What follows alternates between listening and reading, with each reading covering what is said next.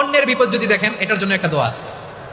অনেক সময় আমরা দেখি হাসপাতালে ক্যান্সারের থার্ড স্টেজে চলে গেছে, লোকটা হ্যাংলা হয়ে চিকন হয়ে হায়রে কি কষ্ট পায়, দেখি না? বিষ্ণু বলে একটা দোয়া যদি কেউ অন্যের কোনো বিপদ দেখে পড়ে, ওই বিপদ তার জীবনে কখনো আসবে না। শুনবেন? শোনার আগ্রহ আছে? অনেক সময় হয় যে আমরা মহাসড়ক দিয়ে যখন চড়ি, দুর্ঘটনায়, আইরে আল্লাহ, দুর্ঘটনায় মানুষের মাথা একদিকে, দেহ আরেকদিকে, ব্লিডিং, এরকম হয় না? আল্লাহ তুমি হেফাজত করো।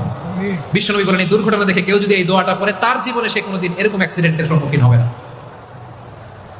শুনবেন?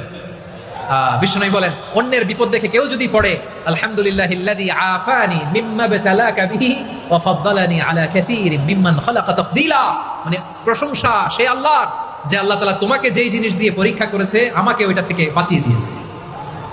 তোমাকে আল্লাহ যেই বিপদে ফেলেছে, আমাকে ওই বিপদ থেকে তিনি মুক্ত রেখেছে, আর তার অনেক সৃষ্টির উপর আমাকে তিনি প্রাধান্য দিয়েছে। সুবহানাল্লাহ পড়েন। যে কোনো বিপদ, কারো ক্যান্সার দেখে যদি এই দোয়াটা আপনি বিশ্বাসের সাথে পড়েন, জীবনে কোনোদিন ক্যান্সার রোগে আক্রান্ত হবেন না।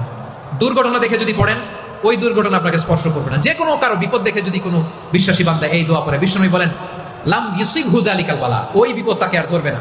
উফিয়া মিনহু মিন যালিকাল বালা কাইনাম মা কান, সে যতদিন হায়াত পাবে কোনোদিন ওই বিপদ তাকে স্পর্শ করবে না।